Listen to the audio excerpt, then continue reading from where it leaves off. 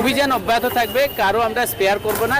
যদি পুলিশের কোনো আপনাদের দুই একজন যারা বলতেছেন পুলিশের কেউ কেউ জড়িত আছে, এভিডেন্স পাওয়া মাত্র আমি তারা এই ব্রাহ্মণবাড়িয়া কোনো পুলিশে চাকরি করতে পারে কিনা দেখবো আমি। আমাদের sir DIG sir IGP sir এই একটা জিনিস আমাদেরকে মেসেজ দিয়েছেন যে অনেস্টি, ইন্টিগ্রিটি, প্রফেশনালিজম, এই তিনটার সাথে আমরা কম্প্রোমাইজ করব না। যেই হোক আমরা কম্প্রোমাইজ করব না। কাজ করতে আসি, কাজ করবো যতদিন আল্লাহ রিজিক রাখে। কোনো দল যদি এইগুলা কাজ করে থাকে তাদের ছাড়বো না। সোজা সপ্তাহ মেসেজ যে এই ব্যাপারে আমি কোনো ছাড় দিব না। হকার থাকবে না। হকারের যে বিষয়টা, হকাররা জেলা প্রশাসক মহোদয়কে একটা নির্দিষ্ট জায়গা যদি ওনারা ঠিক করে দেন ওখানে বসবেন, বাট শহরে রাস্তার মধ্যে আমি দিব না। মনোবল ভাঙার যে বিষয়টা বলছেন এটার কোনো স্কোপ নাই। আমরা 5 তারিখে, আমি 7 তারিখে জয়েন করেছি, 7 তারিখের পরে 8 তারিখ থেকে আমি কাজ করছি। তো মনোবল ভাঙার কোনো সুযোগ নাই।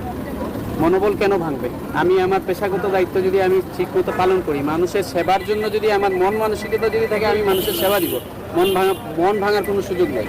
আর আমার যদি ধান্দা থাকে না আমি খাবো, আমার খাবার পথ বন্ধ হয়ে গেছে, তাহলে মন ভাঙবে। আমার এখানে মেসেজ পরিষ্কার, এখানে মন ভাঙার কোনো সুযোগ নেই। ট্রাফিকিংয়ের যে ব্যবস্থার কথা বলছেন, আমি এটা আগেই ক্লিয়ার করে দিয়েছি যে এইখানে মানুষ, এই ব্রাহ্মণবাড়িয়ার মানুষ সদর একটা ইম্পর্টেন্ট আমার কনসার্নটা। এখানে অনেক অনেক স্থাপনা আছে, সব মানে ইম্পর্টেন্ট স্থাপনাগুলো এখানে মানুষ নির্বিঘ্নে যাতায়াত করবে, এর ব্যবস্থাটা আমি প্রথমেই করে দিতে চাচ্ছি এবং এটা নিয়ে কাজ করছি। আপনারা যদি দেখেন যে একটা মানে চিত্রগত পরিবর্তন আপনার পাবেন, যে রাস্তাঘাটে আগের যে চিত্র আর এখন চিত্র সমান না। আপনার ফ্লাইওভারে যান, আপনি ফ্লাইওভারে অটোরিকশা ফ্লাইওভারে উঠতে পারবেন না।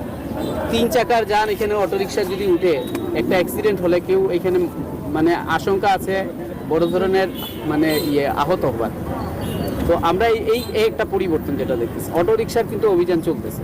অটোরিকশা আমরা প্রতিদিন ধরে ফিনান্সিয়াল যেটা ফাইন, এটা তাদের মানে খুব বেশি কাজ করে। আপাতত যদি দেখবেন যে অনেক রিক্সা চলে গেছে, অটো রিক্সাগুলো নাই। আমাদেরকেও দুটা জিনিস মাথায় রাখতে হবে। একটা হলো একটা মানুষের রুটি এটার মধ্যে আছে।